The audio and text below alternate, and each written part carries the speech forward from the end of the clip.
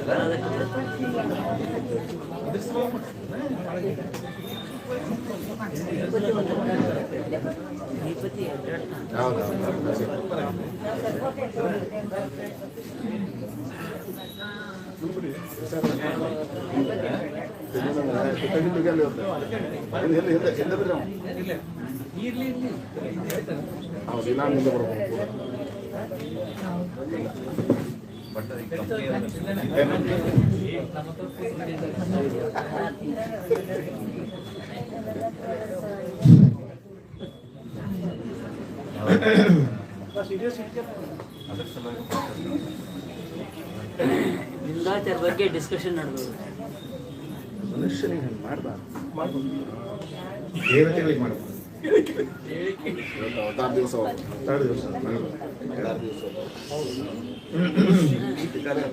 ಶ್ರೀ ಗುರುಭ್ಯೋ ನಮಃ. ಹರಿ ಓಂ. ನಾರಾಯಣಂ ಸುರಗುರುಂ ಜಗದೇಕನಾಥಂ ಭಕ್ತಪ್ರಿಯಂ ಸಕಲಲೋಕ ನಮಸ್ಕೃತಂ ಚ ತ್ರೈಗುಣ್ಯವರ್ಜಿತಮಜಂ ವಿಭುಮಾದ್ಯಮೀಶಂ ವಂದೇ ಭವಘ್ನಮರಾಸುರಸಿದ್ಧವಂದ್ಯಂ ನಾರಾಯಣಂ ನಮಸ್ಕೃತ್ಯ ನರಂ ಚೈವ ನರೋತ್ತಮಂ ದೇವೀಂ ಸರಸ್ವತೀಂ ವ್ಯಾಸಂ ತತೋ ಜಯಮುದೀರಯೇ. ಅಶೇಷವಾಗ್ಜಾಡ್ಯಮಲಾಪಹಂತ್ರಿ ನವಂ ನವಂ ಸ್ಪಷ್ಟಸುವಾಕ್ಪ್ರದಾಯಿನಿ ಮಮೇಹ ಜಿಹ್ವಾಗ್ರಸುರಂಗನರ್ತಕೇ ಭವ ಪ್ರಸನ್ನಾ ವದನೇ ಚ ಮೇ ಶ್ರೀಃ. ವ್ಯಾಪ್ತಿರ್ಯಸ್ಯ ನಿಜೇ ನಿಜೇನ ಮಹಸಾ ಪಕ್ಷೇ ಸಪಕ್ಷೇ ಸ್ಥಿತಿಃ ವ್ಯಾವೃತ್ತಿಶ್ಚ ವಿಪಕ್ಷತೋऽಥ ವಿಷಯೇ ಸಕ್ತಿರ್ನ ವೈಬಾಧಿತೆ ನೈವಾಸ್ತಿ ಪ್ರತಿಪಕ್ಷಯುಕ್ತಿರತುಲಂ ಶುದ್ಧಂ ಪ್ರಮಾಣಂ ಸಮೇ ಭೂಯಾತ್ ತತ್ವವಿನಿರ್ಣಯಾಯ ಭಗವಾನಾನಂದತೀರ್ಥೋ ಮುನಿಃ. ವಾಣಿತೆ ಕರವಾಣ್ಯಂಬ ಚರಣೌ ಹೃದಿ ಸರ್ವದಾ ಮದ್ವಾಕ್ಯ ಸರಣಿರ್ಭೂಯಾತ್ ಶ್ರೀಮದಾಚಾರ್ಯ ಭಾವಗಾ. ನಮೋऽस्तु ತಾತ್ವಿಕಾ ದೇವಾಃ ವಿಷ್ಣುಭಕ್ತಿಪರಾಯಣಾಃ ಧರ್ಮಮಾರ್ಗೇ ಪ್ರೇರಯन्तु ಭವಂತಃ ಸರ್ವ ಏವ ಹಿ. ಯಸ್ಯ ವಾಕ್ಕಾಮಧೇನುರ್ನಃ ಕಾಮಿತಾರ್ಥಾನ್ ಪ್ರಯಚ್ಛತಿ ಸೇವೇತಂ ಜಯ ಯೋಗೀಂದ್ರಂ ಕಾಮಬಾಣಚ್ಛಿದಂ ಸದಾ. ಅಸ್ಮದ್ಗುರುಸಮಾರಂಭಾಂ ಟೀಕಾಕೃತ್ಪಾದಮಧ್ಯಗಾಂ ಶ್ರೀಮದಾಚಾರ್ಯಪರ್ಯಂತಾಂ ವಂದೇ ಗುರುಪರಂಪರಾಂ. ಪೃಥ್ವೀಮಂಡಲಮಧ್ಯಸ್ಥಾಃ ಪೂರ್ಣಬೋಧಮತಾನುಗಾಃ ವೈಷ್ಣವಾ ವಿಷ್ಣುಹೃದಯಾಃ ತಾನ್ ನಮಸ್ಯೆ ಗುರೂನ್ ನಮಃ. ಆಪಾದಮೌಲಿಪರ್ಯಂತಂ ಗುರುಣಾಮಾಕೃತಿಂ ಸ್ಮರೇತ್ ತೇನ ವಿಘ್ನಾಃ ಪ್ರಣಶ್ಯಂತಿ ಸಿದ್ಧ್ಯಂತಿ ಚ ಮನೋರಥಾಃ. ವೈಕುಂಠರಾಮೋ ಯಮ್ಮುರೇ ಸ್ವಯಮೇವ ಸ್ವಪೂಜಕಂ ರಘುಪ್ರಿಯಾಯ ಯೋಗೀಂದ್ರಂ ನೌಮಿ ಸಜ್ಞಾನಸಿದ್ಧಯೇ. ಸರ್ಪಸರ್ಪಾಪಭದ್ರಂತೆ ದೂರಂ ಗಚ್ಚ ಮಹಾಯಶಾಃ ಜನಮೇಜಯಸ್ಯ ಯಜ್ಞಾಂತೆ ಆಸ್ತಿಕವಚನಂ ಶೃಣು. ಸ್ವಸ್ತಿಯಸ್ತು ಅಶೇಷ ಸತಾಂ ಸನ್ಮಂಗಲಾನಿ ಭವಂತು. ಆಸ್ತಿಕ ಪರ್ವದ ಕೊನೆಯಲ್ಲಿ ನಿನ್ನೆ ಮಂಗಳವಾಗಿದೆ. ಕೊನೆಯ ಒಂದು ಮಾತು ಉಳ್ಕೊಂಡದ್ದನ್ನು ಪುನಃ ಹೇಳಿ ಹೊರಡ್ತಾ ಇದ್ದೇನೆ. ಇವತ್ತು ಮಹಾಭಾರತದ ಪ್ರವಚನದ ಜೊತೆಗೆ ಶ್ರೀಮದ್ ಜಯತೀರ್ಥರ ಆರಾಧನಾ ಇದ್ದದ್ದರಿಂದ ಒಂದೆರಡು ಮಾತುಗಳು ಅವರ ಗ್ರಂಥಗಳ ಬಗ್ಗೆ, ಅವರ ಚರಿತ್ರೆಯ ಬಗ್ಗೆ ಕೇಳಬೇಕಾದ್ದರಿಂದ ಇನ್ನೊಂದು 15-20 ನಿಮಿಷ ಮಾತ್ರ ಮಹಾಭಾರತದ ವಿಷಯವನ್ನು ಹೇಳಿ ಅನಂತರದಲ್ಲಿ ಜಯತೀರ್ಥರ ವಿಷಯವನ್ನು ತಿಳಿಯುವ ಪ್ರಯತ್ನ ಮಾಡೋಣ. ಯಜ್ಞ ಆಯಿತು. ಯಜ್ಞ ಆದ ಮೇಲೆ ಎಲ್ಲಿಗೆ ನಿಲ್ಲಬೇಕಾಗಿತ್ತು ಅಲ್ಲಿಗೆ ನಿಂತುಕೊಂಡಿತು. ಆಸ್ತಿಕ ತನ್ನ ಸಾಮರ್ಥ್ಯವನ್ನು ತೋರಿಸಿದ್ರು. ತಿಷ್ಟೇತಿ ತಿಸ್ರ 3 ಬಾರಿ ನಿಲ್ಲು ಅಂತ ಹೇಳಿದ್ದಕ್ಕೆ ಆ ತಕ್ಷಕ ಆಕಾಶದಿಂದ ಕೆಳಗೆ ಉರುಳಬೇಕಾದವನು ಅಲ್ಲಿಯೇ ನಿಂತುಕೊಂಡ. ಜನಮೇಜಯ ಯಜ್ಞ ನಿಲ್ಲಲಿ, ಇದು ಸಾಕು, ಇಲ್ಲಿಗೆ ಎಲ್ಲ ಸರ್ಪಗಳು ತಮ್ಮ ತಮ್ಮ ಮನೆಗೆ ಮರಳಲಿ, ಭಯರಹಿತವಾಗಲಿ, ನೆಮ್ಮದಿಯ ಜೀವನ ಅವರದ್ದಾಗಲಿ ಅಂತ ಹೇಳಿಕೊಟ್ಟು ಕಳಿಸ್ತಾ ಇದ್ದಾನೆ. ಇವರಿಗಂತಾರೆ ಆಸ್ತಿಕ ಮುನಿಗಳಿಗೆ, ಇವತ್ತು ಮುಗಿತು, ನೀವು ಹೊರಟು ಹೋಗ್ತೀರಿ, ಮತ್ತೆ ಯಾವಾಗ ನಿಮಗೆ ಭೇಟಿಯಾಗುವುದು? ಯಾವಾಗಾದ್ರೂ ಆಗುವಾಗ ಕೇಳ್ತಿರ್ತೀವಿ, ಮತ್ತೆ ಅಂದು ಭೇಟಿ ಅಂತ ಕೇಳ್ತಿರ್ತೀವೋ ಇಲ್ಲ ನಾವೆಲ್ಲ. ಆಗ ದೇವರು ಮಾಡಿಸಿದಾಗ ಪಾಪ ದೊಡ್ಡದು ಒಂದು ಮಾತಾಡಿರ್ತೀವಿ ನಾವೆಲ್ಲ. ದೇವ್ರು ಮಾಡಿಸಿದಾಗ ಅಂತ ಇಷ್ಟೊಂದು, ಯಾಕಂದ್ರೆ ನಾವು ನಾಳೆ ನಾಳೆ ಭೇಟಿ ಆಗ್ತೀವಿ ಅಂತ ಅಂದ್ಬಿಟ್ರೆ ಮತ್ತೆಲ್ಲರ ಅದಕ್ಕೆ ದೇವ್ರೇನು ಭೇಟಿ ಮಾಡಿಸ್ತಾನಲ್ಲ ಅಂತ ಇಷ್ಟು ಹೇಳಿರ್ತೀವಿ. ಹಾಗಾದ್ರೆ ಇನ್ನೆಂದು ಭೇಟಿಯಾಗುವುದು ಅಂತಂದಾಗ ಜನಮೇಜಯನೇ ಹೇಳ್ತಾನೆ, ಭವಿಷ್ಯಸಿ ಸದಸ್ಯೋ ಮೇ ವಾಜಿಮೇಧೆ ಮಹಾಕ್ರತೌ, ನಾನೊಂದು ಅಶ್ವಮೇಧವನ್ನ ಮಾಡುವನಿದ್ದೇನೆ, ಆಗ ನೀನೇ ನನ್ನ ಯಾಗದ ಪುರೋಹಿತರ ಸಾಲಿನಲ್ಲಿ ಇದ್ದು, ಒಬ್ಬರಿಬ್ಬರಿಂದ ಆಗುವುದಲ್ಲ, ಅನೇಕ ಜನ ಸೇರಿ ಮಾಡಬೇಕಾದದ್ದು, ಅವತ್ತು ನೀನು ಬರಬೇಕು, ಯಜ್ಞವನ್ನ ಮಾಡಿಸಬೇಕು ಅಂತ ಹೇಳಿದಾಗ ಓಂ ಅಂತ ತಿಳಿದುಕೊಂಡು ಹೇಳಿ ಮನೆಗೆ ಹೋಗ್ತಾನೆ. ಮನೆಗೆ ಹೋದಾಗ ತಾಯಿಗೆ, ಸೋದರ ಮಾವನಿಗೆ, ಯಾರು ಅಳಿದು ಉಳಿದು ಹೋದ ಸರ್ಪಗಳಿವೆಯಲ್ಲ ಅವುಗಳಿಗೆಲ್ಲ ಸಮಾಧಾನವನ್ನ ಕೊಟ್ಟಾದ ಮೇಲೆ ಒಂದು ಮಾತು ಹೇಳ್ತಾನೆ ಆಸ್ತಿಕ, ಜರತ್ಕಾರೋರ್ಜರತ್ಕಾರ್ವಾಂ ಸಮುತ್ಪನ್ನೋ ಮಹಾಯಶಾಹ ಆಸ್ತಿಕ ಸತ್ಯಸಂಧೋ ಮಾಂ ಪನ್ನಗೇಭ್ಯೋಭಿರಕ್ಷತು. ಈಗ ಸರ್ಪಗಳಿಗೇನೋ ರಕ್ಷಣೆ ಆಗಿದೆ, ಆದರೆ ಸರ್ಪಗಳಿಂದ ಜನರಿಗೆ ಹೇಗೆ ರಕ್ಷಣೆಯಾಗಬೇಕು? ಇದು ಜವಾಬ್ದಾರಿ ಇದೆ ಅಲ್ಲ ಅವನದ್ದು. ಯಾಕೆ? ಬ್ರಹ್ಮದೇವರು, ದೇವತೆಗಳು, ತಾಯಿಯಾದ ಕದ್ರು ನೀವೆಲ್ಲರೂ ಯಾಗದಲ್ಲಿ ಸುಟ್ಟುಕೊಂಡು ಹೋಗ್ರಿ ಅಂತ ಶಾಪ ಕೊಟ್ಟದ್ದು ಅವುಗಳ ವಿಷ ಅತಿಯಾದದ್ದರಿಂದ ಆ ವಿಷವನ್ನ ಜನರು ತೆಗೆದುಕೊಳ್ಳಿಕ್ಕಾಗುವುದಿಲ್ಲ ಅನ್ನುವುದಕ್ಕಾಗಿ ಈ ವ್ಯವಸ್ಥೆಯನ್ನು ಮಾಡಿದ್ದಾರೆ. ಹಾಗಾದ್ರೆ ಉಳಿದ ಸರ್ಪಗಳು ಇನ್ನು ಮುಂದಿನ ದಿನಗಳಲ್ಲಿ ಏನಾದರೂ ಜನರಿಗೆ ತೊಂದರೆಯನ್ನ ಕೊಟ್ಟದ್ದಾದರೆ ಆಗ ಮತ್ತೆ ಈ ಯಜ್ಞ ಎಲ್ಲರೂ ಅನ್ಬೇಕಲ್ಲ, ಆ ಯಜ್ಞದಲ್ಲಿ ಎಲ್ಲಾ ಹಾವುಗಳು ಹೋಗಿದ್ರೇನೆ ಒಳ್ಳೇದಾಗಿತ್ತೋ ಏನೋ ಅಂತ ಅಂತಿದ್ರು. ಅದಕ್ಕೇನು ವ್ಯವಸ್ಥೆ ಮಾಡಬೇಕು? ಅವತ್ತು ಜನಮೇಜಯನ ಯಜ್ಞದ ಕೊನೆಯಲ್ಲಿ ಒಂದು ಮಾತು ಹೇಳ್ತಾರಂತೆ. ಇಲ್ಲಿ ಆ ಮಾತು ತೋರಿಸ್ತಾರೆ ವೇದವ್ಯಾಸ ದೇವರು. ಏನು ಅಂದ್ರೆ, ಇನ್ನು ಮುಂದೆ ಯಾವುದಾದರೂ ಸರ್ಪವು ಯಾರಿಗಾದರೂ ತೊಂದರೆ ಕೊಡುವಾಗ ನನ್ನ ಹೆಸರನ್ನ ಹೇಳಿದರೆ ಆಗ ನೀನು ಯಾರಿಗೂ ತೊಂದರೆಯನ್ನು ಕೊಡೋ ಹಾಗಿಲ್ಲ, ಹಾವುಗಳಿಗೆ ವ್ಯವಸ್ಥೆಯನ್ನು ಮಾಡಿಬಿಡ್ತಾನೆ. ತಮ್ಮ ಹೆಸರಿನಲ್ಲಿ ಅಂತಹ ಸಾಮರ್ಥ್ಯ ಇರ್ತಾನೆ. ಸರ್ಪಾಪ ಭದ್ರಂತೆ ದೂರಂಗಚ್ಚ ಮಹಾಯಶಾಹ ಜನಮೇಜಯಸ್ಯ ಯಜ್ಞಾಂತೆ ಆಸ್ತಿಕ ವಚನಂ ಸ್ಮರ. ಆಸ್ತಿಕ ಮುನಿಗಳು ಏನು ಮಾತು ಹೇಳಿದ್ದಾರೆ ಎನ್ನುವುದನ್ನು ನೀನು ನೆನಪಿಟ್ಟುಕೋ ಅಂತ. ಅಷ್ಟೆಲ್ಲ ನಮಗೆ ನೆನಪಿಟ್ಟುಕೊಳ್ಳಿಕ್ಕೆ ಆಗುವುದಿಲ್ಲ. ಆದ್ದರಿಂದ ಸರ್ಪಗಳ ಸಂಬಂಧ ಉಂಟಾದಾಗ ಆ ಪ್ರಸಂಗದಲ್ಲಿ ಇದ್ರೆ ಆಸ್ತಿಕ ಅಂತ ಸ್ಮರಣೆ ಮಾಡುವುದರಿಂದ ಆಧ್ಯಾತ್ಮಿಕವಾಗಿ ಆ ಸರ್ಪಗಳು ಅವುಗಳಿಗೆ ದೇವರು ಪ್ರೇರಣೆಯನ್ನ ಮಾಡಿ ದೂರ ಸರಿಸ್ತಾನೆ ಅನ್ನುವಂತಹ ಒಂದು ನಂಬಿಕೆ ಇದು ಮಹಾಭಾರತದಿಂದ ಬಂದದ್ದು. ಹಿಂದೆಲ್ಲ ಮನೆಗೆ ಬಾಗಿಲಗಳ ಹಿಂದೆ ಮುಂದೆ ಎಲ್ಲ ಆಸ್ತಿಕ ಅಂತ ಬರೀತಿದ್ರು. ಯಾಕಂದ್ರೆ ಅವುಗಳು ನಮ್ಮ ಜೊತೆಗೆ ಸಹಜೀವನ ಮಾಡ್ತಿದ್ವು. ಯಾವುವು? ಹಾವುಗಳು. ಹಾವುಗಳೆಲ್ಲ ನಮ್ಮ ಜೊತೆಗೆ ಸಹಜೀವನ, ಒಡನಾಟ ಇರ್ತಿತ್ತು ಹಾವುಗಳ ಜೊತೆಗೆ. ಯಾಕಂದ್ರೆ ಬಚ್ಚದ ಬಾಗಿಲನ್ನು ಹಾಕೊಂಡ್ ಬರ್ತಿದ್ವು, ಕಟಿ ಒಳಗೆ ಇರ್ತಿದ್ವು, ಹಿತ್ತಲ್ದಾಗ ಇರ್ತಿದ್ವು. ಈಗ ಯಾರಿದ್ದಾರೆ ಪಾಪ? ಹಿತ್ಲಿಲ್ಲ, ಮುಂಚಿಲ್ಲ. ಅಪಾರ್ಟ್ಮೆಂಟ್ನಾಗ ಇದ್ರೆ ಎಲ್ಲಿ ಹಿತ್ಲ ಎಲ್ಲಿ ಮುಂಚಿಲ್ಲ. ನಾವಿರೋ ಜಗನೇ ಹೆಚ್ಚಾಗ್ಯದ, ಇನ್ನ ಮತ್ತೆ ಹಿತ್ಲ ಮುಂಚಿ ಎಲ್ಲಿ ಕೆಡ್ಕೊಂಡು ಹೋಗ್ತೀವಿ ನಾವು. ಹೌದೋ ಇಲ್ಲ? ಅಂದ ಮೇಲೆ ಅವತ್ತಿನ ಕಾಲದ ಜನ ಎಲ್ಲ ಅಷ್ಟು ವಿಶ್ವಾಸ ಇದ್ದವರು. ನೋಡ್ರಿ, ನಿಜವಾಗ್ಲೂ ಭಗವಂತ ಸರ್ವ ಸಮರ್ಥನಾಗಿದ್ದಾನೆ. ಎಂತಹ ಭಯವನ್ನು ಪರಿಹಾರ ಮಾಡುವನಾಗಿದ್ದರೂ ಕೆಲವರಿಗೆ ಆ ತರಹದ ಒಂದು ಶಕ್ತಿಯನ್ನ ಅವರ ನಾಮದಲ್ಲಿ ಅಂಥ ಒಂದು ವಿಶೇಷವನ್ನ ಇಟ್ಟಿದ್ದಾನೆ. ಉದಾಹರಣೆಗೆ ಯಾವುದಾದ್ರೂ ಒಂದು ವಸ್ತು ನಮ್ಮಿಂದ ಕಣ್ಮರೆಯಾದರೆ ತಕ್ಷಣಕ್ಕೆ ನೆನಪು ಬರ್ತಾನೆ ಕಾರ್ತಿವೀರ್ಯಾರ್ಜುನ ಅಂತ. ಅದು ಮಹಾಭಾರತವನ್ನ ಕೇಳಿಯೇ ಬಂದದ್ದು. ಮಹಾಭಾರತದಲ್ಲಿ ಕಾರ್ತಿವೀರ್ಯಾರ್ಜುನ ಸ್ತೋತ್ರ ಅಂತ ಬರ್ತದೆ. ಆ ಸ್ತೋತ್ರವನ್ನ 1000 ಬಾರಿ ಪಠಣ ಮಾಡಿದ್ರೆ ಎಂತಹ ವಸ್ತು ಕಳೆದಿದ್ರು ದೊರೀತದೆ ಅಂತ ಅವರ ನಂಬಿಕೆಯಾಗಿತ್ತು. ಅದನ್ನು ವೇದವ್ಯಾಸದೇವರು ದಾಖಲೆ ಮಾಡ್ತಾರೆ. ಕಾರ್ತಿವೀರ್ಯಾರ್ಜುನನ ಹೆಸರನ್ನ ಹೇಳುವುದರಿಂದ ಕಳೆದ ವಸ್ತುಗಳು ದೊರಕುತ್ತದೆ ಅಂತ. ಅದೇ ರೀತಿಯಾಗಿ ಸರ್ಪಗಳ ಭಯ ಉಂಟಾದಾಗ ಆಸ್ತಿಕನ ಹೆಸರನ್ನ ಹೇಳಿದರೆ ಅದು ಹೊರಟು ಹೋಗುತ್ತೆ ಅಂತ ಅಲ್ಲಲ್ಲಿ ಇಂತಹ ಒಂದು ವ್ಯವಸ್ಥೆಯನ್ನು ಮಾಡಿದ್ದಾರೆ.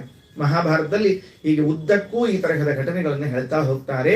ಸರ್ಪ ಸರ್ಪಾಪ ಭದ್ರಂತೆ ದೂರಂಗಚ್ಚ ಮಹಾಯಶಃ. ಎಲೆ ಸರ್ಪವೇ ದೂರ ಸರಿ, ಹಿಂದ ಸರಿ. ಯಾಕೆ ಅಂತ ಕೇಳಿದ್ರೆ ಜನಮೇಜಯಸ್ಯ ಯಜ್ಞಾಂತೆ ಆಸ್ತಿಕ ವಚನಂ ಸ್ಮರ. ಜನಮೇಜಯನ ಯಜ್ಞದ ಕೊನೆಯಲ್ಲಿ ಆಸ್ತಿಕ ಹೇಳಿದ್ದಾನಲ್ಲ, ಯಾರು ನನ್ನ ಹೆಸರನ್ನ ಹೇಳುತ್ತಾರೋ ಅವರಿಗೆ ಯಾವ ಸರ್ಪವು ತೊಂದರೆಯನ್ನ ಕೊಡತಕ್ಕದ್ದಲ್ಲ ಅಂತ ಅದನ್ನ ಸ್ಮರಣೆ ಮಾಡಿಕೋ ಅಂತ ಇಷ್ಟು ಹೇಳಿದ್ರೆ ಅದರಿಂದ ಸರ್ಪ ಭಯ ನಿವಾರಣೆ ಆಗಬೇಕು ಅಂತ. ಇದೇ ಸರ್ಪಕ್ಕೆ ಇನ್ನೊಂದು ವ್ಯವಸ್ಥೆ ಇಟ್ಟಿಲ್ವಾ? ಗರುಡನಿಂದ ವ್ಯವಸ್ಥೆ ಇಲ್ವಾ?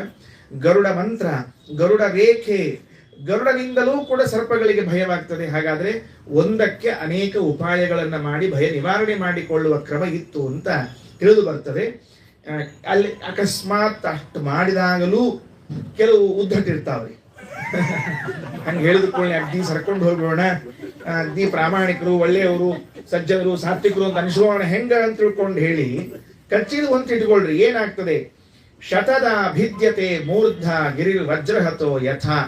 ಯಾವ ರೀತಿಯಾಗಿ ಇಂದ್ರದೇವರು ತಮ್ಮ ವಜ್ರಾಯುಧವನ್ನ ಪ್ರಯೋಗ ಮಾಡಿದಾಗ ಪರ್ವತಗಳ ರೆಕ್ಕೆಗಳು ಕತ್ತರಿಸಿಕೊಂಡು ಕೆಳಗೆ ಉರುಳಿದವೋ ಹಾಗೆ ಈ ಹಾವುಗಳ ತಲೆ ಒಡೆದು ಹೋಗ್ತದೆ ಅಂತ ಶಾಪವನ್ನು ಕೊಟ್ಟಿದ್ದಾರೆ. ಮತ್ತೆ ಅಷ್ಟು ರಕ್ಷಣೆ ಬೇಕಲ್ಲ. ಶತದ ಭಿದ್ಯತೆ ಮೂರ್ಧ ಗಿರಿರ್ ವಜ್ರಹತೋ ಯಥಾ ಅಂತೇಳಿ. ಸೈಡ್ ಸೌಂಡ್ ಬರಲಿಕ್ಕೆ ಬೇಡ,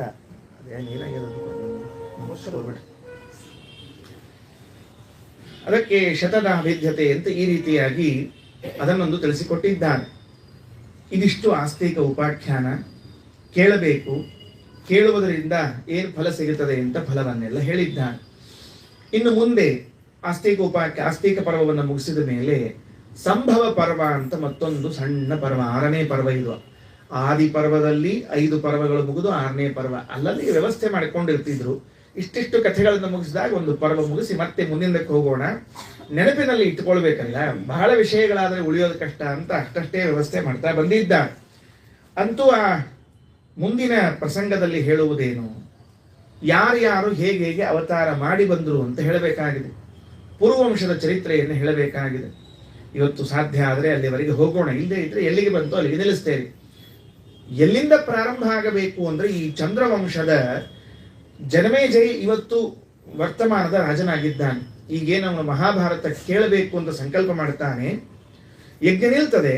ನಿಂತಾದ ಮೇಲೆ ಹಾಗೆ ಇಷ್ಟೆಲ್ಲ ಜನ ಬಂದಿದ್ದಾರೆ, ಸರ್ಪ ಯಜ್ಞ ಮುಗಿಸಿಕೊಂಡು ಹೋಗೋಣ ಅಂತ. ಆ ಯಜ್ಞ ಆಗದೇ ಇದ್ರು ಒಂದು ಜ್ಞಾನ ಯಜ್ಞವಾದರೂ ಆಗಲಿ ಅಂತ ನಾವು ಉದ್ದೇಶದಿಂದ ವೇದವ್ಯಾಸ ದೇವರನ್ನ ಕೇಳ್ತಾನೆ. ವೇದವ್ಯಾಸ ದೇವರು ಇರ್ತಾರೆ, ನಮ್ಮ ಹಿರಿಯರ ಚರಿತ್ರೆಯನ್ನು ಹೇಳ್ತೀರಾ?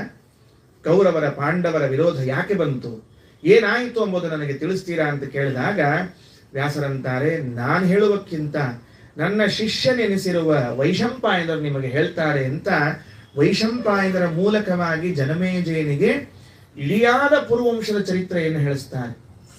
ನೋಡಿದ್ರೆ ಆಶ್ಚರ್ಯವಾಗ್ತದೆ. ಯಾಕೆ ಅಂದ್ರೆ ಒಬ್ಬೊಬ್ಬರ ಹೆಸರುಗಳು ಕೇಳಿದ್ರೆ ಇಂತಿಂಥ ಹೆಸರಿನವರು ಇದ್ರೆ ಆ ಹೆಸರಿನವರಾದ ಮೇಲೆ ಮತ್ತೊಬ್ಬರು, ಆ ಹೆಸರಿನವರಾದ ಮೇಲೆ ಮತ್ತೊಬ್ಬರು ಬರ್ತಾ ಇದ್ದಾರೆ. ಅವರವರ ಹೆಸರುಗಳ ಕೇಳ್ತಾ ಹೋದ್ರೆ ಈ ಹಸ್ತಿನಾಪುರ ಅಂತಿದೆ. ಇದನ್ನ ಯಾರು ನಿರ್ಮಾಣ ಮಾಡಿದವರು ಹಸ್ತಿನಾಪುರವನ್ನ ಗೊತ್ತಿಲ್ಲ. ಇದು ಕುರುವಂಶ ಅಂತ ಕರೀತಾರೆ. ಯಾಕೆ ಕುರುವಂಶ ಅಂತ ಬಂತು? ಬಹಳ ಅಂದ್ರೆ ಒಬ್ಬ ಕುರು ಅಂತ ರಾಜ ಇದ್ದ ಅಂತ ಕೇಳ್ತೇವೆ.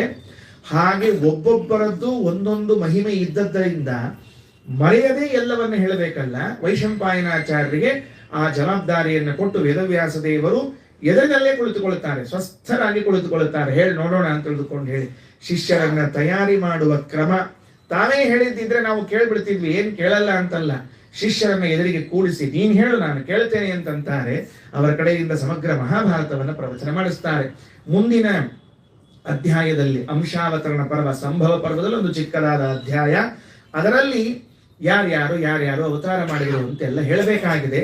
ಅದರ ಮೊದಲು ಶೌನಕಾಚಾರ್ಯ ಕೇಳ್ತಾರೆ, ಇಲ್ಲ ಏನಾಯಿತು? ಮಹಾಭಾರತಂ ಅತ್ಯಂತಂ ಪಾಂಡವಾನಾಂ ಯಶಸ್ಕರಂ ಜನಮೇಜಯನ ಪೃಷ್ಟೋ ಕೃಷ್ಣದ್ವೈಪಾಯನಸ್ತಥ. ಕೃಷ್ಣದ್ವೈಪಾಯನರಿಗೆ ವೇದವ್ಯಾಸದೇವರಿಗೆ ಯಾವಾಗ ಮತ್ತೆ ಕೇಳಿದರು ಏನಂತ, ಮಹಾಭಾರತವನ್ನು ಹೇಳ್ರಿ ಅಂತ. ಆಗೇನಾಯಿತು ಹೇಳ್ರಿ ಅಂತ ಕೇಳಿದಾಗ ಕೃಷ್ಣದ್ವೈಪಾಯನಂತಾರೆ, ಶಶಾಸ ಶಿಷ್ಯಮಾಸೀದಂ ವೈಶಂಪಾಯನಂ ಅಂತಿಕಾತ ವೈಶಂಪಾಯನರಿಗೆ ನೀವೇ ಹೇಳಬೇಕು ಅಂತ ತಿಳಿದುಕೊಂಡು ಹೇಳಿದಾಗ, ಸರಿ ಆಯ್ತು ಹೇಳ್ತೇನೆ ಅಂತ ವೈಶಂಪಾಯನರು ಮೊದಲು ಗುರುಗಳಿಗೆ, ದೇವತೆಗಳಿಗೆ, ಎಲ್ಲರಿಗೂ ಕೂಡ ನಮಸ್ಕಾರವನ್ನ ಮಾಡುವಂತಹ ಮಾತು. ಒಂದು ಪೂರ್ಣ ಅಧ್ಯಾಯದ ತುಂಬ ಎಲ್ಲರಿಗೆ ನಮಸ್ಕಾರವನ್ನ ಮಾಡ್ತಾ ಮಹಾಭಾರತದ ಮಹಿಮೆಯನ್ನು ಹೇಳಲಿಕ್ಕೆ ಪ್ರಾರಂಭ ಮಾಡ್ತಾರೆ.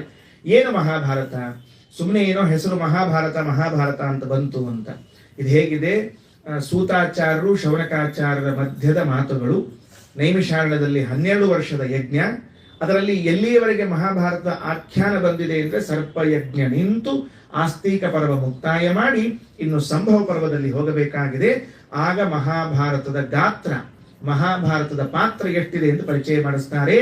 ಮಹರ್ಷೇರ್ ಲೋಕಪೂ ಸರ್ವಪೂಜ್ಯಸ್ಯ ಪೂಜಿತಸ್ಯ ಮಹಾತ್ಮನಃ ಪ್ರವಕ್ಷ್ಯಾಮಿ ಮತಂ ಕೃಷ್ಣಂ ವ್ಯಾಸಸ್ಯಾಮಿ ತೇಜಸಃ. ವೇದವ್ಯಾಸದೇವರ ಅಭಿಪ್ರಾಯದಂತೆ ಎಲ್ಲವನ್ನ ವರ್ಣನೆ ಮಾಡ್ತಾ ಇದ್ದೇನೆ. ಮೊದಲನೇದು ಮಹಾಭಾರತದ ಶ್ಲೋಕ ಸಂಖ್ಯೆ ಎಷ್ಟು? ಇದಂ ಶತಸಹಸ್ರಂ ಹಿ ಶ್ಲೋಕಾನಾಂ ಪುಣ್ಯಕರ್ಮಣಾಂ ಉಪಾಖ್ಯಾನೈ ಸಹ ಜ್ಞೇಯಂ ಶ್ರಾವ್ಯಂ ಭಾರತಮುತ್ತಮಂ. ಇದರಲ್ಲಿ 1,00,000 ಶ್ಲೋಕಗಳಿವೆ ಸರಿಯಾಗಿ ಅಂತ ಹೇಳ್ತಾರೆ. 1,00,000 ಶ್ಲೋಕದ್ದು ಅಂದ್ರೆ ಬಹಳ ದೊಡ್ಡದಾಗ್ತದೆ. ನಮಗೆ 1,00,000 ರೂಪಾಯಿಗಳು ಕೇಳಿದ್ದಿದೆ, 1,00,000 ರೂಪಾಯಿಗಳನ್ನ ನೋಡಿದ್ದಿದೆ ಹೊರತಾಗಿ ಇಷ್ಟು ದೀರ್ಘವಾಗಿ ಶ್ಲೋಕಗಳನ್ನೆಲ್ಲ ಕೇಳಿದ್ದಾಗೋದಿಲ್ಲ. ಅದಕ್ಕೆ ಕೆಲವರಿಗೆ ಇವತ್ತಿಗೂ ಸಮಸ್ಯೆ ಏನು ಅಂದ್ರೆ, ನಿಜವಾಗಿ ವೇದವ್ಯಾಸರು ಒಬ್ಬರೇ ಇಷ್ಟು ದೊಡ್ಡದಾದ ಗ್ರಂಥ ಬರೆದಿದ್ದಾರ, ಅಥವಾ ಅದೊಂದು ಕಮಿಟಿ, ಒಂದು ಟೀಮ್ ಮಾಡಿಕೊಂಡು ಒಂದಿಷ್ಟು ನೀನು ಬರಿ, ಒಂದಿಷ್ಟು ನಾನು ಬರಿತೇನೆ, ಒಂದಿಷ್ಟು ಎಲ್ಲರೂ ಬರೆಯೋಣ ಅಂತ ಸೇರಿ 18 ಜನ ಸೇರಿ ಮಾಡಿದ್ದಿರಬಹುದಾ ಅಂತ ಕೆಲವರೆಲ್ಲ ವಾದವನ್ನು ಮುಂದಿಡ್ತಾರೆ. ಆದರೆ ಹಾಗೇನಿಲ್ಲ. ಕೋಹ್ಯನ್ಯ ಪುಂಡರೀಕಾಕ್ಷ ಅಂತ ಮಹಾಭಾರತ ಕೃದ್ಭವೇತ್ ಅಂತ ತಿಳಿದುಕೊಂಡು ಆಚಾರ್ಯರಂತಾರೆ, ಮಹಾಭಾರತದಲ್ಲಿ ಬಂದಿದೆ, ವಾಯುಪ್ರೋಕ್ತ ಎಂಬ ಗ್ರಂಥದಲ್ಲಿ ಬಂದಿದೆ. ಸಂಪೂರ್ಣವಾದ ಮಹಾಭಾರತವನ್ನು ಬರೆದವರು ಒಬ್ಬರೇ ಒಬ್ಬರು ವೇದವ್ಯಾಸ ದೇವರು. ಎಷ್ಟು ದಿನಗಳಲ್ಲಿ ಬರೆದಿದ್ದಾರೆ ಅಂತ ಇದರಲ್ಲಿ ಹೇಳ್ತಾರೆ. 3 ವರ್ಷ ತೆಗೆದುಕೊಂಡ್ರಂತೆ ಇಷ್ಟು ಮಹಾಭಾರತವನ್ನು ಬರೀಲಿಕ್ಕೆ. ಯಾವಾಗ ಇದು? ಇನ್ನು ಮಹಾಭಾರತ ಪ್ರಾರಂಭ ಆಗಬೇಕು, ಇನ್ನು ಮುಂದೆ ಹುಟ್ಟಿ ಬರಬೇಕು. ಆ ಎರೆಯೆಲ್ಲ ಹುಟ್ಟಿ ಬರುವಕ್ಕಿಂತ ಮೊದಲು ಧೃತರಾಷ್ಟ್ರ ಹುಟ್ಟಬೇಕು, ಪಾಂಡು ಹುಟ್ಟಬೇಕು, ವಿದುರ ಹುಟ್ಟಬೇಕು. ಅವರೆಲ್ಲರಿಗಿಂತಲೂ ಎಷ್ಟೋ ವರ್ಷಗಳ ಮೊದಲು ಬರೆದಿದ್ದಾರೆ. ಅವತಾರ ಮಾಡಿದ ಮೇಲೆ ಮಹಾಭಾರತವನ್ನ ಬರಲಿಕ್ಕೆ ಪ್ರಾರಂಭ ಮಾಡಿ 3 ವರ್ಷಗಳ ಅವಧಿಯಲ್ಲಿ ಸಮಗ್ರವಾದ ಮಹಾಭಾರತವನ್ನ ಬರೆದು ಮುಗಿಸಿದ್ದಾರೆ ಅಂತ ಮಹಾಭಾರತದಲ್ಲಿ ತಿಳಿಸಿಕೊಡ್ತಾರೆ. ಹಾಗಾದ್ರೆ 1,00,000 ಶ್ಲೋಕ ಇದೆ.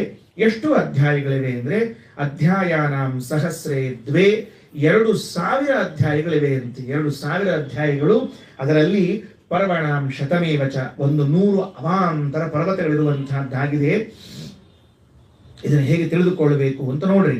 ಆಮೇಲೆ ಇದಕ್ಕೆ ಯಾರು ಅಧಿಕಾರಿಗಳು? ಯಾಕಂದ್ರೆ ಮಹಾಭಾರತವನ್ನು ಬರೆದಾದ ಮೇಲೆ ಇಂಥವ್ರು ಕೇಳಬೇಕು ಅಂತ ಅವರಿಗೆ ಇಚ್ಛೆ ಇರ್ತದೆ, ಕಂಡವರೆಲ್ಲ ಕೇಳಬೇಕು ಅಂತ ಅವರಿಗೆ ಇಚ್ಛೆ ಇರೋದಿಲ್ಲ. ಅಕ್ಷುದ್ರಾನ್ ದಾನಶೀಲಾಂಶ್ಚ ಸತ್ಯಶೀಲಾಂಶ್ಚ ಅನಾಸ್ತಿಕಾನ್ ಕಾಷ್ಣಂ ವೇದಂ ಇಮಂ ವಿದ್ವಾನ್ ಶ್ರಾವಯಿತ್ವಾರ್ಥಮಶ್ನುತೆ. ನಿಜವಾಗಿ ಈ ಮಹಾಭಾರತ ಹೇಳಿದ್ದಕ್ಕೆ ಸಾರ್ಥಕ ಅಂತ ಅನಿಸಬೇಕಾಗಿದ್ದರೆ ಹೇಳಿದವರಿಗೆ, ಹಾಗಾದರೆ ಕೇಳುಗರು ಹೇಗಿರಬೇಕು ಅಂದ್ರೆ ಅಕ್ಷುದ್ರಾನ್, ಮೊದಲನೇದ್ದು ಕ್ಷುದ್ರತನ ಇರಬಾರದು, ಸಣ್ಣತನ, ಚೀಪ್ ಮೆಂಟಾಲಿಟಿ ಮೊದಲನೇದ್ದು. ಎಲ್ಲಾ ವಿಷಯದಲ್ಲೂ ಸಣ್ಣ ಸಣ್ಣ ಸಣ್ಣ ಸಣ್ಣ ಸಣ್ಣ ವಿಷಯಗಳು ಅಂಥದ್ದಿರಬಾರದು. ಅವರು ಮಹಾಭಾರತವನ್ನೇ ಕೇಳಬಾರದು ಅಂತ ಹೇಳ್ತಾರೆ ವೇದವ್ಯಾಸದೇವರು. ಯಾರು ಕ್ಷುದ್ರರಿದ್ದಾರೋ, ಸಣ್ಣತನದಲ್ಲಿದ್ದಾರೋ ಅವರು ಮೊದಲು ಬರಬೇಡ್ರಿ. ದಾನಶೀಲಾಂಶ್ಚ, ದಾನವನ್ನ ಕೊಡುವುದು ಯಾರಿಗೆ ಶೀಲವಾಗಿದೆಯೋ. ನಾವು ಸಾಮಾನ್ಯವಾಗಿ ಶೀಲ ಶಬ್ದವನ್ನ ಯಾವ ಅರ್ಥದಲ್ಲಿ ಬಳಸಿರ್ತೇವೆ? ಹಾಗಾದರೆ ದಾನ ಎನ್ನುವುದು ಅವರಿಗೆ ಶೀಲವೆನಿಸಿದ್ದರೆ ಅವರು ಮಾತ್ರ ಮಹಾಭಾರತವನ್ನು ಕೇಳಬೇಕಂತೆ. ಅವಾಗ ಕೊಡ್ತಿರ್ತಾರೆ ನೋಡ್ರಿ ದಾನವನ್ನ. ಅವರೇನು ಮಹಾಭಾರತ ಕೇಳುವ ಅವಶ್ಯಕತೆ ಇಲ್ಲೇ ಇಲ್ಲ ಅಂತ. ಯಾಕಂದ್ರೆ ನಮಗೆ ಈ ದಾನ ಅಂದ್ರೆ ದಾನ ಕೊಡುವಿಕೆ, ದಾನ ಅನ್ನೋದಕ್ಕೆ ಕೊಡೋದಕ್ಕೂ ಅಂತ ಅರ್ಥ. ಅದೇನು ನಮ್ಮಲ್ಲಿ ಅಭ್ಯಾಸವಾಗಿಲ್ಲ, ಅದಕ್ಕೆ ಹಂಗೆ ಬರೋದಿಲ್ಲ ಅನ್ನೋದು. ಒಟ್ಟಾರೆ ದಾನ ಕೊಡುವ ಪ್ರವೃತ್ತಿ ಇರಬೇಕು ಅಂತ. ಯಾಕೆ ಇದನ್ನೆಲ್ಲ ರಿಸ್ಟ್ರಿಕ್ಷನ್ ಹಾಕ್ತಾರೆ ಇದಕ್ಕೆ? ಮುಂದೆ ನಾವು ಮಹಾಭಾರತವನ್ನ ಕೇಳಿದಾಗ ಅರ್ಥವಾಗ್ತದೆ, ಕ್ಷುದ್ರತನ ಬಿಡಬೇಕಾಗ್ತದೆ. ಆ ದುರ್ಯೋಧನಲ್ಲಿರುವಂತಹ ಸಣ್ಣತನಕ್ಕೆ ಎಷ್ಟೆಲ್ಲ ಜನ ಬಲಿಯಾಗಬೇಕಾಯಿತು ನೋಡ್ರಿ, ಆಶ್ಚರ್ಯ ಆಗ್ತದೆ. ಪಾಂಡವರ ಕೊಡುಗೈತನ ಎಂಥದ್ದಿತ್ತು, ಕರ್ಣನ ಕೊಡುಗೈತನ ಎಂಥದ್ದಿತ್ತು. ದೃಪದ ಮಹಾರಾಜ ತಾನೊಂದು ಯಜ್ಞ ಮಾಡುವುದಕ್ಕೆ ಎಷ್ಟು ಎಷ್ಟು ಗೋದಾನವನ್ನ ಮಾಡಿ ಆ ಪುರೋಹಿತರನ್ನು ಕರೆದುಕೊಂಡು ಬರ್ತಾನೆ. ಅವುಗಳನ್ನೆಲ್ಲ ನೋಡಿದಾಗ ದಾನ ಬೇಕು ಅಂತ ಅನಿಸ್ತದೆ. ಸತ್ಯಶೀಲರಾಗಿರಬೇಕು. ಸತ್ಯಶೀಲರು ಅಂತನ್ನೋದಕ್ಕೆ ತಮ್ಮ ಜೀವನದಲ್ಲಿ ಪ್ರಾಮಾಣಿಕರಾಗಿ ಬದುಕಿರಬೇಕು. ಅಂಥವರಿಗೆ ಮಹಾಭಾರತವನ್ನ ಹೇಳ್ರಿ. ಅನಾಸ್ತಿಕ ಮೊದಲನೆಯದ್ದು ನಾಸ್ತಿಕರಿರಬಾರದು. ಇದರ ಜೊತೆಗೆ ಇದೆಲ್ಲ ಪ್ರಾರಂಭ. ನಾಸ್ತಿಕರಾಗಿರಬಾರದು. ಯಾರು ನಾಸ್ತಿಕರು ಅಂಥವರು ಮಹಾಭಾರತದ ಶ್ರವಣವನ್ನ ಮಾಡ್ಲಿಕ್ಕೆ ನಾಲಾಯಕ ಅಂತ. ಯಾಕೆ ಅಲ್ರಿ, ಪಾಂಡವರಂಥ ಆಸ್ತಿಕರ ಚರಿತ್ರೆಯನ್ನ ಕೇಳ್ತಾ ಕೂತಿದ್ದೇವೆ, ಸ್ವಯಂ ಕೇಳೋರು ನಾಸ್ತಿಕರಂತೆ.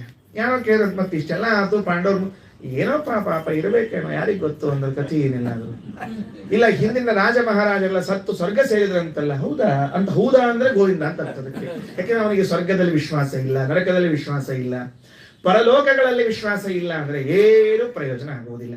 ಅದೆಲ್ಲವೂ ಪ್ರಯೋಜನಕಾರಿಯಾಗಬೇಕಾಗಿದ್ರೆ ಮೊದಲು ಆಸ್ತಿಕರಾಗಿರಬೇಕು. ಕಾರ್ಷ್ಣಂ ವೇದಂ ಇಮಂ, ಇದನ್ನ ಕೃಷ್ಣ ವೇದ ಅಂತ ಕರಿಬೇಕಂತೆ. ಮಹಾಭಾರತ ಇದು ಪಂಚಮ ವೇದ ಎನಿಸಿಕೊಂಡಂತೆ ಕೃಷ್ಣ ವೇದ. ಯಾಕೆ? ವೇದವ್ಯಾಸ ದೇವರು ಕೃಷ್ಣ ದ್ವೈಪಾಯನರು, ಅವರು ಕಪ್ಪು ಬಣ್ಣದವರು, ಅವರಿಂದ ಬಂದ ವೇದವಾದದ್ದರಿಂದ ಇವನ ಕಾರ್ಷ್ಣ ವೇದ ಅಂತ ಕರೀತಾರೆ. ಅವಶ್ಯವಾಗಿ ಕೇಳ್ರಿ. ಇದು ಅರ್ಥಶಾಸ್ತ್ರ, ಇದು ಧರ್ಮಶಾಸ್ತ್ರ, ಇದು ಮೋಕ್ಷಶಾಸ್ತ್ರ. ಇದು ವೇದವ್ಯಾಸ ದೇವರು ಹೇಳಿರುವಂತಹ ಮಾತು. ಧರ್ಮೇಚ ಅರ್ಥೇಚ ಕಾಮೇಚ ಮೋಕ್ಷೇಚ ಭರತರ್ಷಭ ಯದಿಹಾಸ್ತಿ ತದನ್ಯತ್ರ ಎನ್ನೇಹಾಸ್ತಿ ನ ಕುತ್ರಚಿತ. ಧರ್ಮದಲ್ಲಿ, ಅರ್ಥದಲ್ಲಿ, ಕಾಮದಲ್ಲಿ, ಮೋಕ್ಷದಲ್ಲಿ ಏನೇನು ಬೇಕೋ ಆ ಎಲ್ಲ ವಿಷಯಗಳನ್ನು ಇದರಲ್ಲಿ ಹೇಳ್ತಾ ಇದ್ದಾರೆ. ವೇದವ್ಯಾಸ ದೇವರು ಇದರ ಫಲವನ್ನು ಹೇಳ್ತಾರೆ. ಪುತ್ರಾಹ ಶುಶ್ರೂಷವಃ ಸಂತಿ ಪ್ರೇಷ್ಯಾಶ್ಚ ಪ್ರಿಯವಾದಿನಃ ಭಾರತಾನ ಮಹಜ್ಜನ್ಮ ಶೃಣುತೋ ಹ್ಯನಸೂಯಯ. ಯಾರು ಈ ಮಹಾಭಾರತವನ್ನ ಕೇಳ್ತಾರೋ ಅವರ ಮಕ್ಕಳು ಎಂಥವರಾಗ್ತಾರೆ ಅಂತ ಹೇಳ್ತಾರೆ. ತಂದೆ ತಾಯಿಗಳ ಸೇವೆ ಮಾಡಿಕೊಂಡಿರುವ, ತಂದೆ ತಾಯಿಗಳ ವಿಷಯದಲ್ಲಿ ಪ್ರೀತಿಯಿಂದ ನಡೆದುಕೊಳ್ಳುವಂತಹ ಮಕ್ಕಳಾಗ್ತಾರೆ ಅಂತ ಹೇಳಿದ್ದಾನೆ. ಅಲ್ಲಾಚಾರ, ಈಗೆಲ್ಲ ನಮ್ದು ಮಕ್ಕಳು ಆಗೋ ವಯಸ್ಸು ಮುಗಿದು ಹೋಗ್ಯದ, ಎಲ್ಲ ರಿಟೈರ್ಮೆಂಟ್ ಆಗಿ ಹೋಗ್ಯದ. ಈಗ ನೀವು ಮಹಾಭಾರತ ಹೇಳಿ ಮಕ್ಕಳಾಗ್ತಾರೆ ಅಂದ್ರೆ ಏನ್ ಮಾಡ್ಬೇಕು? ಎಲ್ಲರ ನೋಡಿ ಹೇಳ್ರಿ ಚರ, ಪುರಾಣ ಹೇಳೋ ಕಾಲಕ್ಕೆ ನೋಡಿ ಹೇಳ್ಬೇಕು. ಹಂಗ ಉದ್ದಕ್ಕೆ ಹೇಳ್ಬಿಡೋಣ ಎಲ್ಲರ, ಹಂಗಲ್ಲ ಅರ್ಥ. ಈಗ ನಾವು ಒಂದು ತಲೆಯಲ್ಲಿ ಇರ್ತದೆ, ಹರಿವಂಶವನ್ನ ಕೇಳೋದ್ರಿಂದ ಒಳ್ಳೆ ಮಕ್ಕಳಾಗ್ತದೆ ಅಂತ. ಮಹಾಭಾರತವನ್ನ ಕೇಳುವುದರಿಂದಲೂ ಆಗ್ತದೆ. ಹರಿವಂಶ ಗಾತ್ರದಲ್ಲಿ ಸಣ್ಣದ ಅಂತ ಅನ್ನೋದಕ್ಕಾಗಿ ವಾರದಲ್ಲಿ ಹೇಳಿ ಮುಗಿಸ್ತಾರೆ. ಅದಕ್ಕೆ ಅದನ್ನು ಹೇಳಿಸ್ಕೋತ್ ಬಂದಿದ್ದೀವಿ. ಮಹಾಭಾರತವನ್ನ ವಾರದಲ್ಲಿ ಪುಸ್ತಕ ತರ್ಲಿಕ್ಕೆ ಆಗುದಿಲ್ಲ ಮೊದಲು, ಆಮೇಲೆ ಹೇಳೋದು ವಾಲ್ಯೂಮ್ಸ್ ಎಷ್ಟವ ಅಂತ ತಂದಿಡ್ಲಿಕ್ಕೆ ಒಂದು ವಾರ ಹಿಡಿತದೆ. ಅದಕ್ಕೆ ನಾವು ಈ ತಂಟೆಗೆ ಹೋಗೋದಿಲ್ಲ. ಮಹಾಭಾರತವನ್ನ ಕೇಳುವುದರಿಂದಲೂ ಯಾರಿಗೆ ಸಂತಾನದ ಅಪೇಕ್ಷೆ ಇದೆ, ಬಯಕೆ ಇದೆ, ಪ್ರಸಂಗ ಇದೆ, ಅವರಿಗೆ ಸತ್ಸಂತಾನ ಆಗ್ತದೆ ಅಂತ ಅದರ ಅಭಿಪ್ರಾಯ. ಅಥವಾ ಇದರ ಶ್ರವಣವನ್ನ ಮಾಡಿದ ಪುಣ್ಯ ನಮ್ಮ ಜೊತೆಗೆ ಜನ್ಮಾಂತರದವರೆಗೂ ಬೆನ್ನತ್ತಿಕೊಂಡು ಬಂದು ಆಗಲಾದರೂ ಯೋಗ್ಯರಾದ ಸಂತಾನವಾಗ್ತದೆ.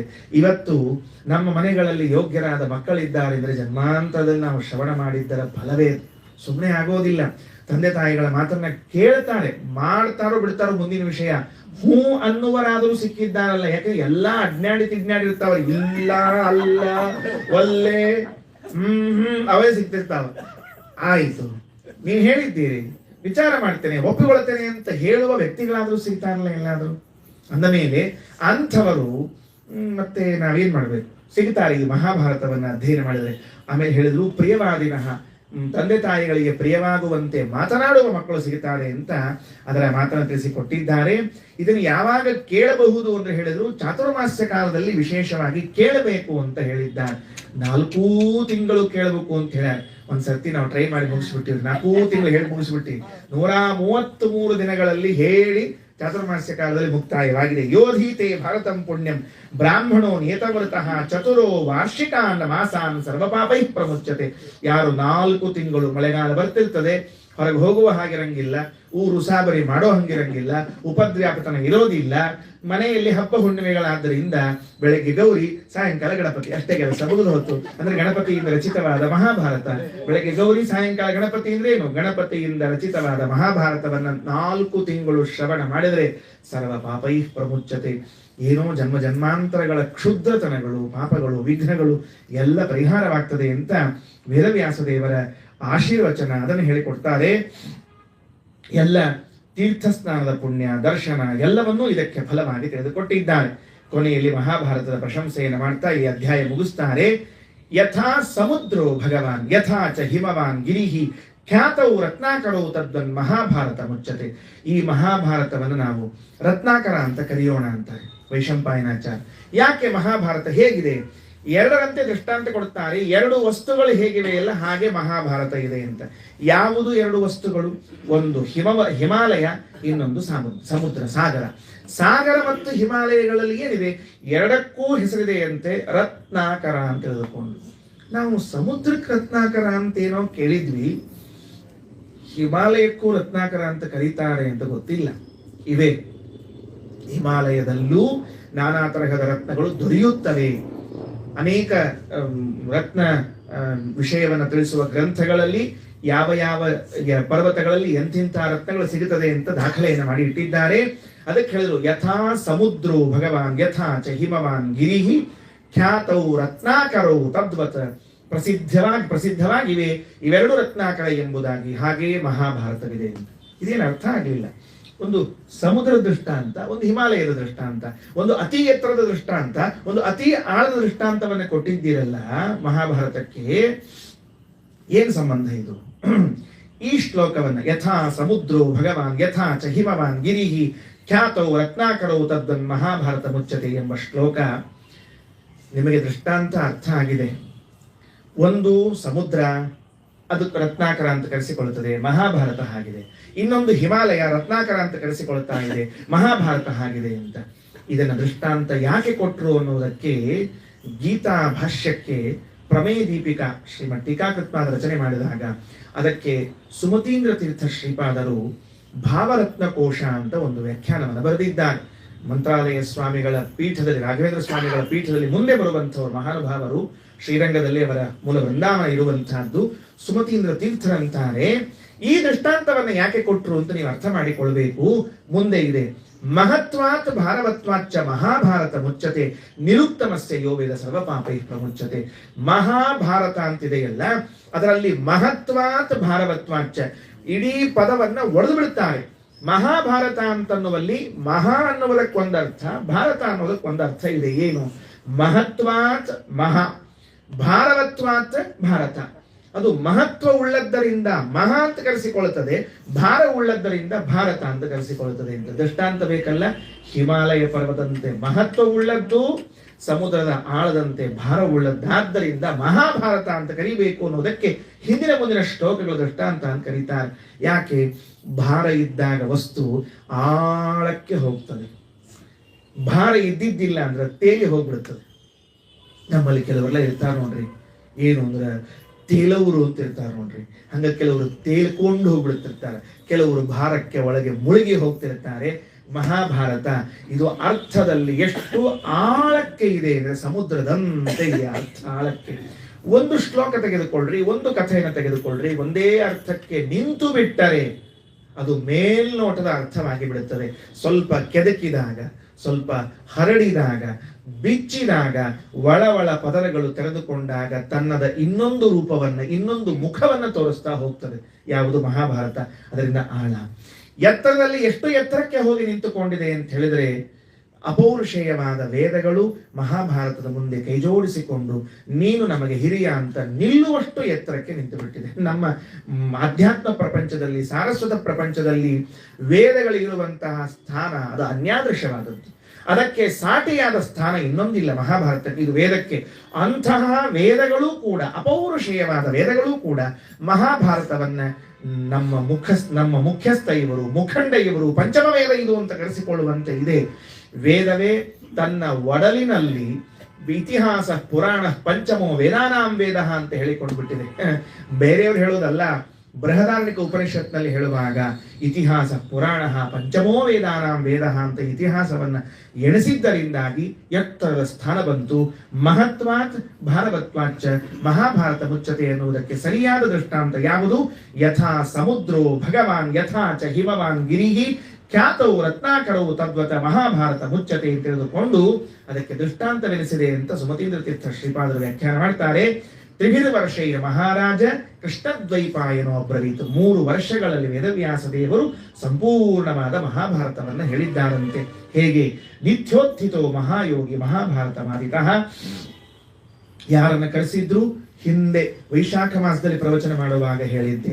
ಈಗ ಆಷಾಢ ಮಾಸ, ಅದರಿಂದ ಇನ್ನೊಂದ್ಸಲ ಹೇಳಲಿಕ್ಕೆ ನಂಗೆ ಅವಕಾಶ ಉಂಟು, ನಿಶ್ಚಿತವಾಗಿ ಅವಕಾಶ ಉಂಟು. ಯಾಕೆಂದ್ರೆ ನೀವೆಲ್ಲ ನೆನಪಿಟ್ಟುಕೊಂಡಿರ್ತೀರಿ ಅಂತ ಏನ್ ವಿಶ್ವಾಸ ನನಗೆ ಉಳಿದಿಲ್ಲ, ಆದ್ದರಿಂದ ಮತ್ತೊಂದ್ಸಲ ಹೇಳ್ತೀನಿ.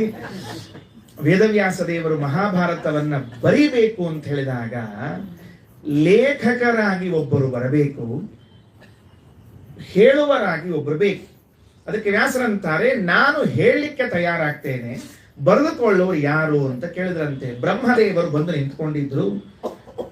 ನೀವ್ಯಾರಾದ್ರೂ ಬರ್ತೀರಾ ಅಂತ ಕೇಳಿದ್ರು. ಬ್ರಹ್ಮದೇವರು ಹೇಳಿದ್ರು, ಇಲ್ಲ ನಾವೆಲ್ಲ ಬಹಳ ಬ್ಯುಸಿ ಇದ್ದೀವಿ, ಆಗುದಿಲ್ಲ, ನಮಗೆ ನಾಳೆ ಚಾತುರ್ಮಾಸ ಬೇರೆ ಬಂದಾಗ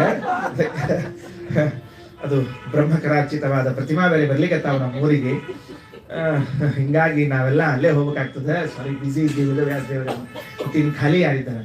ಆಕಾಶ ಯಾವಾಗ್ಲೂ ಖಾಲಿ ಇರ್ತದೆ, ಆಕಾಶ ಯಾವಾಗ್ಲೂ ಖಾಲಿ ಇರ್ತದೆ, ಎಲ್ಲಿ ಬೇಕಾದ್ರೆ ಹೋಗಬಹುದು, ಬರಬಹುದು, ಹಾರಾಡಬಹುದು, ಹೋರಾಟ ಮಾಡಬಹುದು.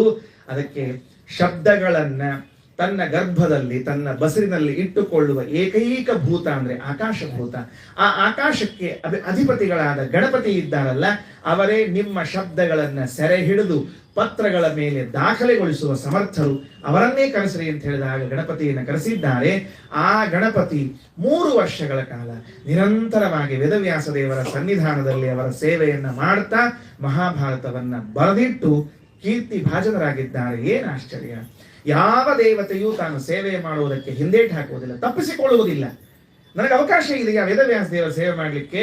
ಸರಿ, ಮೊದಲು ನಾ ಬಂದು ನಿಲ್ತೇನೆ ಅಂತ ಹೇಳ್ತಾರೆ. ಬ್ರಹ್ಮದೇವರ ದೇವತೆಗಳ ಆದೇಶವನ್ನ ಮನಸ್ಸಿನ ತುಂಬಿಕೊಂಡು ತಲೆಯಲ್ಲಿ ವೇದವ್ಯಾಸ ದೇವರ ಆಜ್ಞೆಯನ್ನು ಧರಿಸಿಕೊಂಡು ಬಂದು 3 ವರ್ಷ.